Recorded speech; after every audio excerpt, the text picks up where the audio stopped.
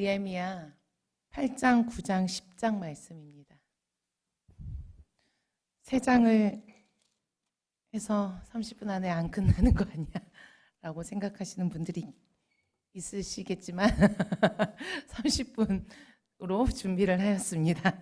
걱정하지 마시고. 네. 느헤미야 8장, 9장, 10장 말씀은 우리가 새벽에 한번 말씀을 들었던 내용인데 다시 한번 또 새벽에 들었던 분들은 또 다시 한번 은혜의 시간이 되시고요. 새벽에 못 들으신 분들은 오늘 이 말씀을 들으시면서 정말 우리가 말씀 앞에 또 하나님 앞에 어떻게 나아가야 되는지, 우리가 하나님 앞에 하나님을 기쁘시게 하는 삶이 무엇인지 정말 다시 한번 발견하고 결단하는 귀한 시간 되시기를 주님의 이름으로 축복합니다. 아멘. 오늘 제목은요, 말씀을 듣고 회개하며 순종하는 신앙. 다들 잘 하시고 있는 거고 정말 신앙의 기본이라고 할 수 있는데 오늘 이 제목을 가지고 우리가 말씀을 듣고 하나님 앞에서 말씀을 어떻게 듣고 또 하나님 앞에 어떻게 회개하며 나아갈 것이고 또 하나님 말씀에 어떻게 우리가 순종하며 나아갈 것인지 다시 한번 우리의 삶을 점검하시면서 되짚어보는 시간이 되시기를 바랍니다. 히브리서 4장 12절 말씀 제가 읽고 시작하도록 하겠습니다. 하나님의 말씀은 살아있고 활력이 있어 좌우의 날선 어떤 검보다도 예리하여 혼과 영과 및 관절과 골수를 찔러 쪼개기까지 하며 또 마음의 생각과 뜻을 판단하나니. 아멘. 이 시간 하나님의 말씀이 정말 우리의 심령을 찔러 쪼개서 정말 하나님의 뜻 가운데 하나님의 그 마음을 깊이 알아가는 귀한 시간이 될 줄 믿습니다. 8장 1절부터 3절까지 말씀 같이 읽어볼까요? 성경을 펴시고요. 느헤미야 8장 1절부터 3절까지 말씀 같이 읽도록 하겠습니다. 함께 읽겠습니다. 이스라엘 자손이 자기들의 성읍에 거주하였더니 일곱째 달에 이르러 모든 백성이 일제히 수문 앞 광장에 모여 학사 에스라에게 여호와께서 이스라엘에게 명령하신 모세의 율법책을 가져오기를 청하매 일곱째 달 초하루에 제사장 에스라가 율법책을 가지고 회중 앞 곧 남자나 여자나 알아들을 만한 모든 사람 앞에 이르러 수문 앞 광장에서 새벽부터 정오까지 남자나 여자나 알아들을 만한 모든 사람 앞에서 읽음에 뭇 백성이 그 율법책에 귀를 기울였는데. 아멘.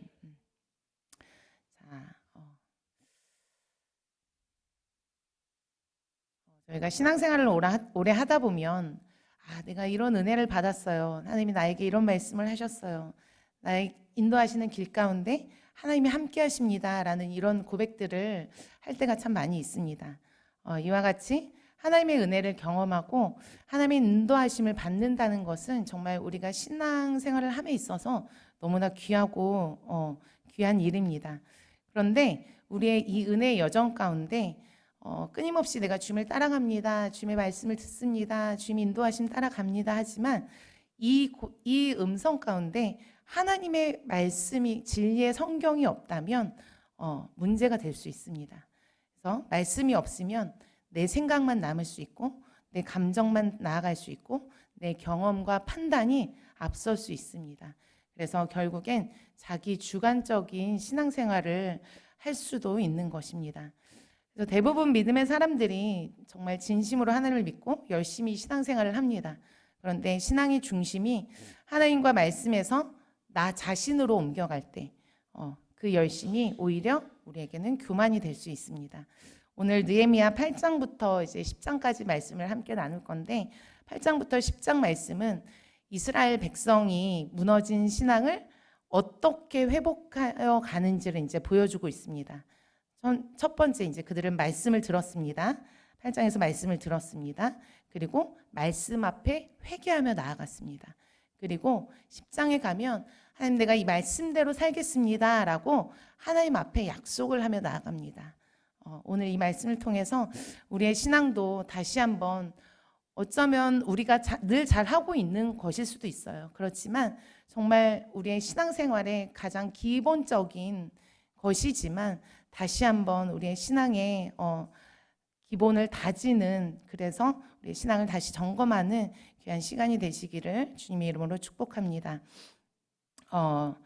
먼저 이스라엘 백성들은 느헤미야 8장 1절을 보면 이스라엘 백성이 수문학 광장에 모여 학사 에스라에게 모세 율법책을 가져오기를 청합니다.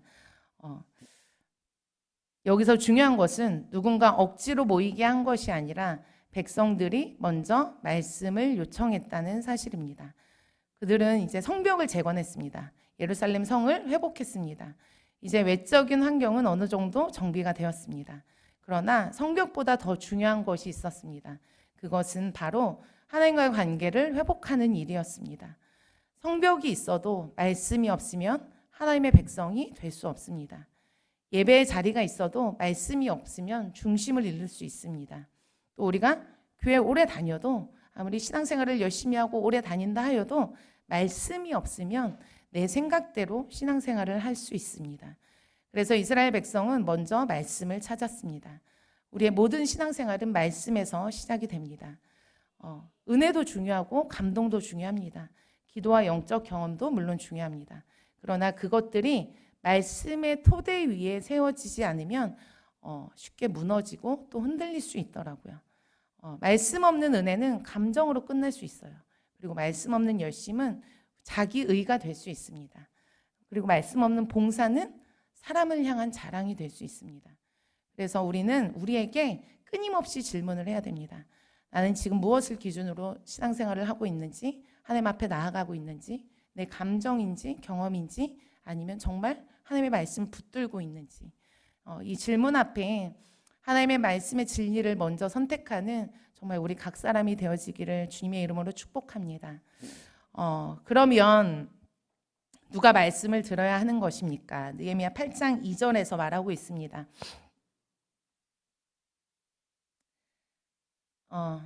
느헤미야 8장 2절 말씀에 남자와 여자 그리고 알아들을 만한 모든 사람이 말씀을 들었다라고 기록하고 있습니다. 하나님의 말씀은 특정한 어떤 어른만, 신앙생활 오래 한 사람, 아이들 이런 특정한 사람만 위한 것이 아니라 어린 아이부터 장년에 이르기까지 모든 사람이 하나님 앞에 나와 말씀 앞에 서야 하는 것입니다. 가정에서도 또 부모님 말씀을 읽는 것이 아니라 우리 자녀들이 함께, 오늘 참 자녀들이 많이 와서 감사하네요. 네, 자녀들이 함께 말씀을 듣고 읽어야 합니다. 교회에서도 또 한 세대만 말씀을 배우고 하는 것이 아니라 모든 세대가 함께 말씀을 가까이 해야 하는 것입니다. 저는 사도행전 교회 안에 참 너무 감사한 것이 말씀과 기도가 참 중심을 이루면서 가고 있고, 또 모든 세대가 하나님의 말씀을 끊임없이 배우고 묵상하고 가르치는 이 말씀의 문화가 저는 참 너무 감사하고 귀하고 생각할 때마다 너무 좋아요. 네. 그래서 그렇습니다. 그래서 사도교육에 열심히 참여하시기 바랍니다. 네. 그래서 모든 세대가 정말 하나님의 말씀을 가까이 해야 하는 것이 필요합니다. 요즘 우리 이제 자녀 세대를 보면 세상의 문화와 이야기를 너무 자연스럽게 술술술술 하더라고요. 너무 많이 접하고 있고, 또 그런 접한 이야기들을 너무 자연스럽게 이야기하는 것들을 이제 자주 접하고 있습니다. 근데 반면 하나님의 말씀에 대해서는 술술술술 이야기가 안 돼요. 정말 하나님의 이 말씀을 이야기하기까지는 정말 어렵게 꺼내는 그런 아이들의 모습을 보면서 참으로 마음 아픈 부분도 있고요. 아이들뿐만 아니라 또 어른들의 모습은 안 그렇습니까? 저희들의 어른들의 모습도 또 그런 모습이 없지 않아 있을 것이라 생각합니다. 그래서 하나님의 말씀도 정말 세상의 그 즐거움을 우리가 술술 자연스럽게 이야기하는 것처럼 하나님의 말씀이 정말 우리의 삶 속에서 그냥 자연스럽게 날마다 툭 치면 하나님의 말씀이 술술술 나오는 우리 모두가 되었으면 좋겠습니다. 네. 제가 이 성도님의 이름을 실명을 거론하면 좀 많이 부끄러워하셔서 저 얼마 전에 이제 저희 직장에 같이 근무하는 양땡땡 성도님이 계시는데 직장 이제 책상에 보니까 이 성경 말씀이 있는 거예요. 말씀 책자가 있는 거예요. 그래서 이게 뭐야 했더니 이 말씀을 보면서 수시로 이 말씀을 보고 또 이렇게 쓰기도 하더라고요. 그러면서 그 말씀을 이게 나눠주는데 자기가 이렇게 하고 있어요라고 얘기하는데 얼굴이 너무 밝은, 너무 해같이 빛나는 거예요. 그래서 그때 조금 힘든 시기가 있었는데 이 말씀으로 인해서 이 영이 살아나니까 육이 회복되어지는 것을 제가 또 그 성도님을 통해서 보면서 정말 우리에게 말씀을 가까이 하고 제가 그 히브리서 아까 말씀 읽었잖아요. 정말 이 말씀은 살아있고 활력이 있어 우리의 온 혼과 영과 관절과 골수를 찔러 쪼개기까지 한대잖아요. 정말 하나님의 말씀은 능력이 있더라고요. 하나님의 말씀은 살아있더라고요. 그래서 그때 또 그렇게 한번 느끼면서 정말 우리가 말씀 내가 시간이 없어요. 내가 너무 바빠서 말씀 읽을 시간이 없어요. 직장 안에 책상 앞에 또 내가 핸드폰으로 또 내가 가지고 다니는 동안에 충분히 우리 안에 말씀을 접할 수 있는 방법들이 여러 가지가 있는데 우리는 그것들을 다 무시하고 내가 나갈 수가 없어요. 말씀 앞에 시간이 없어서 나갈 수가 없어요. 라고 끊임없이 우리는 핑계대고 있는 모습이 없지는 않는지 좀 점검하시면서 정말 우리가 또 우리 다음 세대에게 우리 자녀들에게 하나님의 말씀을 가르치고 또 지키게 하고 해야 되는 또 부모 세대들도 있고 지금 자녀 세대들도 있는데 끊임없이 신명기 말씀처럼 하나님의 말씀을 집에 있을 때에도 길을 갈 때에도 누워 있을 때에도 가르치고 접하는 것이 우리 안에 정말 필요합니다. 그래서 정말 하나님의 말씀이 우리 안에 있을 때에 우리의 영이 살아납니다. 우리의 영이 살아나면 우리의 육이 회복이 되더라고요. 아무리 우리의 생각과 감정과 상황과 형편이 눌려 있다 할지라도 하나님의 말씀이 우리 안에 들어오면 반드시 살아나는 역사가 나타납니다. 아멘. 그래서 느헤미야 8장 3절을 보겠습니다. 한번 같이 읽어볼까요? 시작.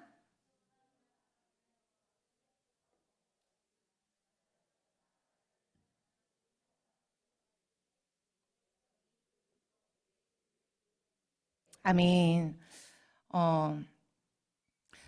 느헤미야 8장 3절을 보면 백성들이 새벽부터 정오까지 율법책에 귀를 기울였다고 말합니다. 우리는 말씀 앞에서 제가 그 단락단락 저기 소제목을 붙여왔는데 얘기를 안 했네요. 첫 번째 소제목은요. 말씀에서부터 신앙이 시작됩니다입니다. 두 번째 소제목은 말씀 앞에서 자신을 낮춰야 합니다. 이제 요 소제목으로 이제 말씀을 드리겠습니다. 8장 3절을 보면 백성들이 새벽부터 정오까지 율법책에 귀를 기울였다라고 말합니다. 그 예전에 부흥회 목사님이 이제 부흥회도 말씀을 하셨었고 제가 이 말씀을 준비하면서 또 생각났던 거는 산상 집회라고 저 어렸을 때 산에서 집회를 했어요. 산에 올라가서 너무 옛날 사람인가요? 산에 올라가서 산 중턱에 천막을 치고 거기에서 아침에도 점심에도 밤에도 정말 부르짖으면서 찬양하고 말씀 듣고 그런 게 있었어요. 그래서 충청도에만 있었나요? 강원도에 있었나요? 네. 부흥회도 물론 오래 했지만 그 산상 집회라고 여름에 한 번씩 이렇게 진행을 했거든요. 그게 또 생각이 나더라고요. 그래서 밤 늦게까지 또 산에서 또 그런 말씀을 듣고 기도하고 부르짖었던 그 생각이 또 나더라고요. 그래서 이제 새벽부터 정오까지 그 여러 시간을 하나님의 말씀 앞에 귀를 기울였다라고 말합니다. 근데 요즘 시대에 우리 이제 자녀 세대도 그렇고 저희도 그렇고 요즘 이제 쇼츠 릴스 이런 영향으로 인해서 되게 무엇인가를 오래 보고 오래 듣는 걸 되게 어려워해요. 제가 좀 충격적이었던 게 디모데부 단톡방에 저는 막 여러 카톡에 짧게 올리는 걸 별로 안 좋아하고 하나로 해가지고 하나로 묶어서 한 번에 올리는 걸 좋아하거든요. 그래서 디모데부에 늘 그렇게 공지를 했는데 저희 자녀 중에 한 명이 홍지를 읽었는데 못 봤다는 거예요. 그래서 왜 못 봤어? 이랬더니 너무 길게 올려가지고 이걸 읽기가 너무 어려웠다는 거예요. 그래서 너무 어이가 없어서 그래서 얘네들이 요즘 아이들 보면 짧게 짧게 계속 올리거든요. 그래서 그런가? 이게 좀 방향을 바꿔야 되나라는 생각을 또 해봤습니다. 그래서 무엇인가 오랫동안 이걸 길게 뭐 보고 듣고 하는 걸 좀 어려워하는 세대인 것 같더라고요. 그래서 뭐 아무래도 이제 쇼츠나 릴스 같은 짧고 빠른 것에 좀 익숙해져서 그렇지 않나 싶습니다. 그러나 하나님의 말씀은 우리가 이렇게 급하게 소비하는 것이 아니라 하나님의 말씀을 길게 오랫동안 진드감치 앉아서 좀 묵상하면서 하나님의 말씀 앞에 나아가는 우리의 모습이 되었으면 좋겠습니다. 그래서 말씀은 우리의 영혼을 살리는 생명의 양식이 됩니다. 말씀은 우리의 죄를 또 드러내는 거울이 됩니다. 이 말씀은 우리가 걸어갈 길을 보여주는 등불이 됩니다. 그래서 우리가 말씀을 들을 때 단순히 좋은 말씀이었어. 저희가 이제 쇼츠를 통해서도 또 은혜의 말씀을 많이 듣잖아요. 그런 것들 이렇게 하나씩 넘기면서 저도 많이 보거든요. 쇼츠로도 요즘에 쇼츠로 많이 제작을 하기 때문에 그러니까 하나하나 지나가면서 1분, 2분짜리 이렇게 지나가면서 좋은 말씀, 이거 되게 좋은 말씀이네 하면서 바로바로 넘기는데 사실 그렇게 하면 막 마음에 그 당시에는 되게 좋은 말씀이네 하지만 마음에 남진 않더라고요. 그래서 거기에서 이제 좋은 말씀이었다라고 생각하는 데서 이제 끝나는 것이 아니라 나에게 주어진 은혜가 있다면 나에게 주어진 50분인가요? 하나님의 말씀이 있다면 죄송합니다. 주신 말씀을 묵상하면서 오늘 나에게 주신 말씀이 무엇인지, 오늘 나에게 무엇을 말씀하시는지, 또 내가 돌이키고 순종해야 될 것이 무엇인지 끊임없이 깨닫게 하시는 것을 확인하는 것이 필요합니다. 그래서 5절 말씀에 보면 빨리 진행할게요. 에스라가 책을 펼 때에 백성들이 일어섰다라고 합니다. 5절 말씀 이제 보시면서 따라오시면 됩니다. 자, 말씀 앞에서 일어섰습니다. 그들이 일어선 것은 단순한 어떤 예절이 아니었고 하나님의 말씀이 선포될 때 그 말씀을 왕의 명령처럼 받아들였다는 뜻입니다. 우리도 이제 주일에 일어나서 말씀을 읽잖아요. 다 같이 일어나서 말씀을 읽겠습니다. 그리고 말씀을 읽고 뭐라고 하죠? 아멘. 이는 하나님의 말씀입니다. 라고 고백으로 선포합니다. 그래서 정말 하나님의 말씀이 선포될 때 우리는 이렇게 이 말씀이 정말 우리 안에 믿어졌으면 좋겠어요. 오늘 내가 선포한 말씀이 오늘 하나님께서 나에게 말씀하시는 것이구나. 이 말씀이 나에게 다른 사람이 아니라 나에게 말씀하시는 것이구나 라는 것으로 우리가 좀 믿음으로 취하셨으면 좋겠습니다. 근데 우리는 또 말씀을 들을 때 또 나쁜 버릇들이 이렇게 올라올 때가 있어요. 이거 우리 남편이 들어야 되는데, 우리 시온이가 들어야 되는데 이렇게 생각할 때가 있죠. 저만 그런가요? 근데 말씀은 내가 들은 말씀, 내가 오늘 이 말씀을 듣고 있다면 이 말씀은 다른 사람을 지칭하는 말씀이 아니라 다른 사람을 비추는 말씀이 아니라 나를 비추고 나를 점검하고 나를 하나님 말씀 앞에 다시 세우는 귀한 길이 되어야 될 줄 믿습니다. 그래서 이 말씀 앞에 그리고 이 말씀 앞에 6절에는 백성들이 손을 들고 아멘 아멘 하며 응답했다고 기록하고 있습니다.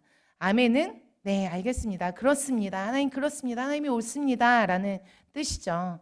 하나님의 뜻은 늘 옳습니다. 우리는 이 고백을 참 좋아합니다. 우리의 아멘의 고백이 또 하나님께서 복 주십니다. 하나님 형통케 하십니다. 이런 축복의 말씀에만 사실 축복의 말씀에는 좀 아멘이 커질 그런 게 있어요. 근데 우리가 축복의 말씀에만 아멘을 하는 것이 아니라 책망의 말씀, 회개의 말씀, 심판의 말씀 앞에서도 우리는 아멘으로 하나님 앞에 네 그렇습니다 인정하며 나아갈 수 있어야 됩니다. 하나님의 말씀이 내 마음에 맞지 않기 때문에 옳은 것이 아닙니다. 옳지 않은 것이 아닙니다. 하나님의 말씀이 내 마음에 맞기 때문에 옳은 것이 아닙니다. 내 형편에 유익하기 때문에 옳은 것도 아닙니다. 하나님의 말씀이기 때문에 옳은 것입니다. 아멘. 하나님은 복을 주실 때만 오르신 분이 아닙니다. 고난 중에도, 기다림 중에도, 또 내 계획이 무너질 때에도 하나님은 오르십니다. 느헤미야 9장 33절은 또 이렇게 고백합니다. 그러나 우리가 당한 모든 일에 주는 공의로우시니 우리는 악을 행하였사오나 주께서는 진실하게 행하셨음이니이다. 오늘 또 우리 새벽에 임 권사님이 또 말씀하셨죠. 우리가 복을 받을 때만 기뻐하고 찬양하는 것이 아니라 고난 중에도 하나님을 신뢰하며 바라봐야 됩니다. 끊임없이 우리가 언제나 어떤 상황 가운데서도 하나님을 바라보는 믿음이 필요합니다라는 말씀을 또 나눠주셨습니다. 그래서 정말 이 고백이 우리의 고백이 되었으면 좋겠습니다. 하나님, 내가 힘든 일을 만났지만 하나님은 언제나 오르십니다. 내가 원하는 대로 되지 않았지만 하나님은 언제나 신실하고 진실하십니다. 아멘. 이 고백이 정말 우리 각자의 고백이 되어지기를 소망합니다. 그래서 그 다음으로 그 말씀 앞에 백성들은 몸을 굽혀 경배했습니다. 말씀을 들은 백성은 손을 들고 아멘으로 응답한 뒤 몸을 굽혀 얼굴을 땅에 대고 하나님께 경배했습니다. 얼굴을 땅에 댄다는 것은 자신을 가장 낮추는 모습입니다. 나는 작습니다. 나는 부족합니다. 나는 연약합니다. 나는 죄인입니다. 그렇기에 하나님만 높임 받으셔야 합니다라고 하나님을 인정하며 나는 철저하게 낮아지는 것입니다. 우리의 예배에도, 우리 오늘 예배에도 이러한 낮아짐이 필요합니다. 예배는 내가 하나님께 무엇을 얻어가는 시간이기 전에 하나님 앞에서 내가 누구인지를 깨닫는 시간입니다. 예배를 드리고도 내가 여전히 옳다고 주장한다면, 말씀을 듣고도 내 생각을 내려놓지 않는다면, 기도를 하고도 다른 사람을 정죄한다면 우리는 아직 말씀 앞에 온전히 선 것이 아닐 수 있습니다. 참된 예배는 나를 높이는 것이 아니라 하나님만 영광 받으실 수 있도록 하나님만 높이는 것입니다. 그래서 말씀을 통해 받은 은혜를 은혜로 나를 돌아보고 점검하며 말씀 앞에 내가 철저하게 죽어지는 회개로 이어져야 합니다. 그래서 세 번째, 은혜는 회개로 이어져야 합니다. 느헤미야 8장에서 백성은 말씀을 듣고 울었습니다. 말씀을 깨닫고 자신의 죄와 부족함을 알게 되었기 때문입니다. 그러나 지금은 울며 슬퍼할 때가 아니야 라고 말합니다. 그리고 9장에서 백성은 금식하고 회개를 합니다. 여기서 우리가 기억해야 할 것이 있습니다. 감동은 우리에게 주신 감동이 있습니다. 예배의 감동, 어떤 삶의 감동, 말씀의 감동, 여러 가지 은혜의 감동이 있어요. 감동은 은혜의 시작일 수 있지만 회개와 변화가 없는 감동은 참된 은혜로 완성되지 않더라고요. 그래서 우리가 설교를 들을 때 또 찬양을 할 때 엄청 뜨거워질 수 있잖아요. 우리 중고등부 찬양하면서 엄청 그 수련회에 가서 엄청 신나게 또 찬양을 했거든요. 또 눈물도 흘리고 열심히 찬양했습니다. 또 기도 가운데 깊은 또 감동을 받고 나아갔습니다. 그런데 그 후에 삶이 달라지지 않는다면 감동은 있었지만 은혜의 열매는 아직 우리 삶에 맺히지 않은 것입니다.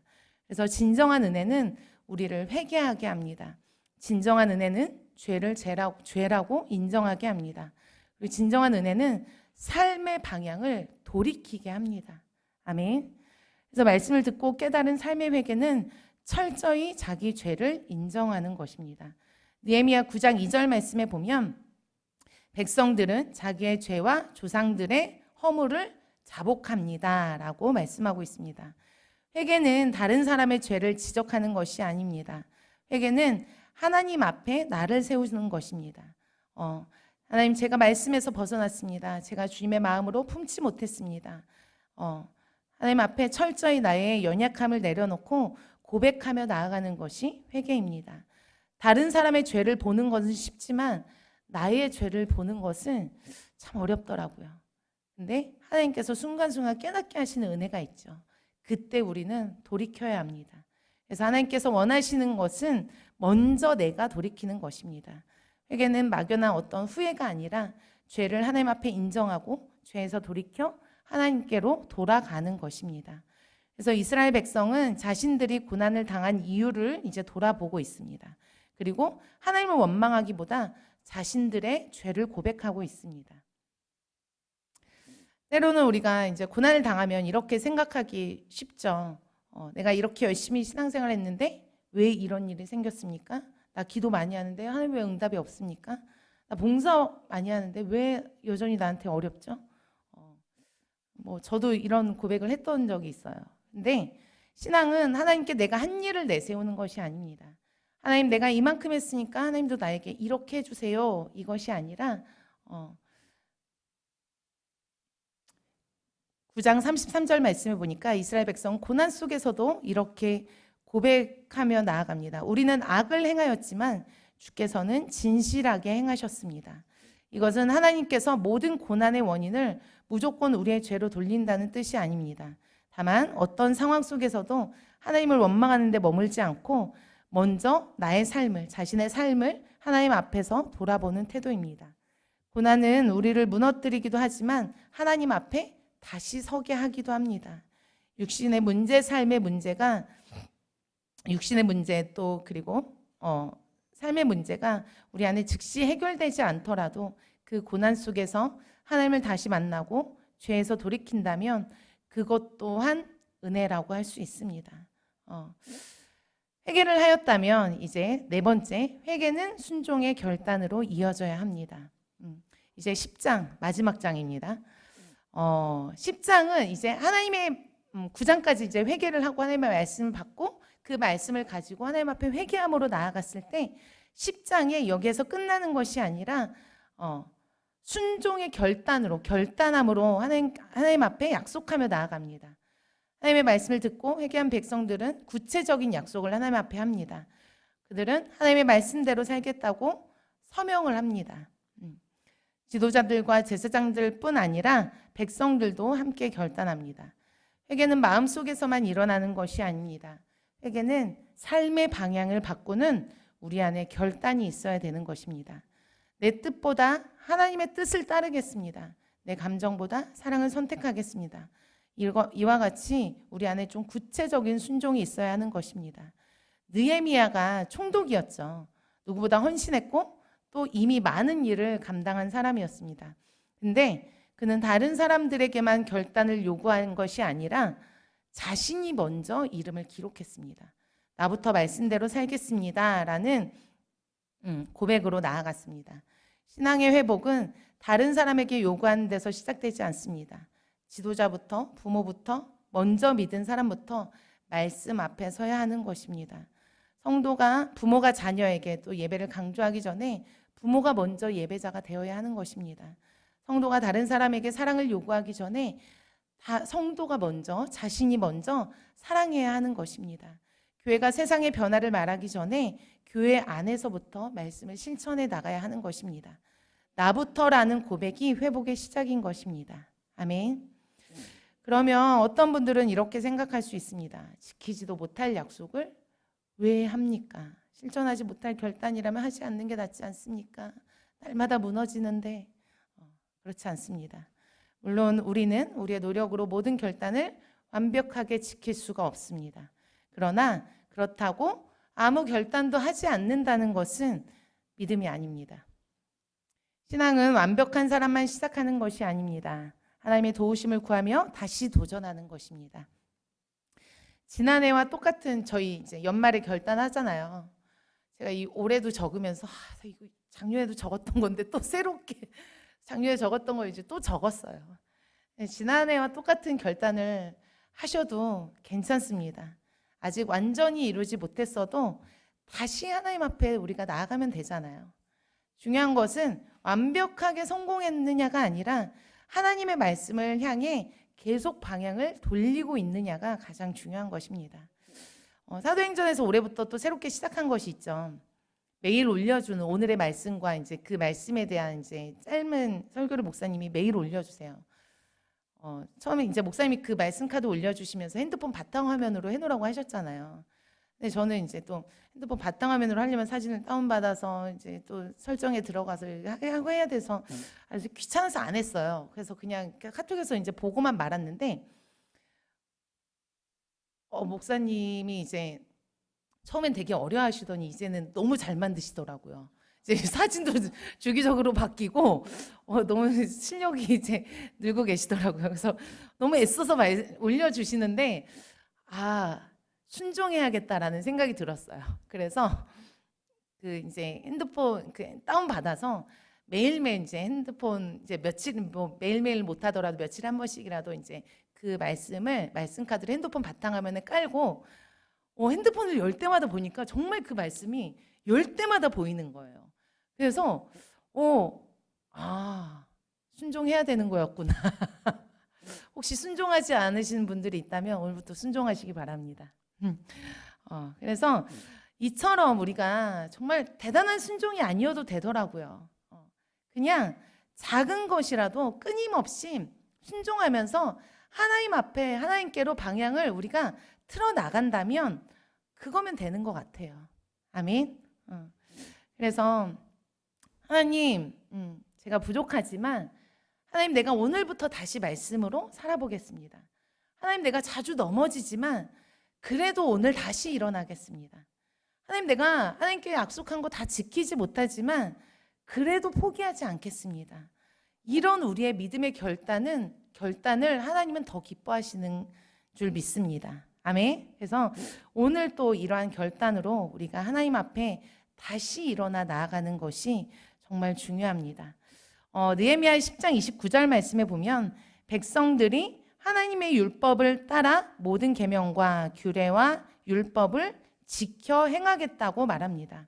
말씀을 들었다면 말씀을 들은 것으로 끝나는 것이 아니라 우리가 행동으로 나타내야 됩니다. 그래서 저희가 주일 말씀을 듣고 이제 한 주간 어떻게 살겠습니다. 이렇게 매일 말씀을 이제 결단하잖아요. 그리고 이제 속해서 나누시잖아요. 그리고 또 이제 하반기부터 새로 시작한 건데 이제 말씀 읽고 그 묵상 나에게 주시는 그 말씀을 가지고 묵상해서 속해 단톡방에 다들 잘 하고 계시죠? 네. 저희 부부 속에 이제 우리 권사님들이 얼마나 잘 하시는지 몰라요. 진짜 저는 이제 올려주시는 걸 보면 저도 이제 말씀 묵상하면서 나에게 주신 그 말씀을 또 하루하루 묵상하면서 가지만 또 이렇게 다른 사람들의 나눔을 보면 되게 도전이 되고 힘이 될 때가 많아요. 그래서 여러분들 안에 말씀을 읽다가 나에게 주시는 말씀이 이 말씀인 것 같다 하면 그 말씀을 가지고 묵상하시고 또 하루에 큰 실천이 아니어도 좋아요. 작은 실천이라도 내가 오늘 이렇게 결단하겠습니다 라는 결단들을 하나씩 매일 하루에 조금씩이라도 해보시면 정말 여러분 안에 그것들이 쌓이고 쌓일 때에 정말 여러분의 믿음의 성장에 큰 도움이 될 줄 믿습니다. 그래서 정말 우리가 그 어떤 크고 화려한 순종으로 우리가 나아가려고 하는 것이 아니라 그러면 또 우리 힘이 붙일 수 있어요. 너무 힘이 들 수 있어요. 근데 그냥 오늘 일단 나에게 주시는 그 감동 하나 붙들고 나아가도 여러분들은 이미 승리하셨습니다. 그래서 그렇게 나아가다 보면 우리의 삶은 정말 매일매일 예수님을 닮아가는 그런 믿음의 삶이 될 줄로 믿습니다. 그래서 정말 너 잘했어, 잘했다 칭찬받는 하나님의 자녀가 될 줄 믿습니다. 그래서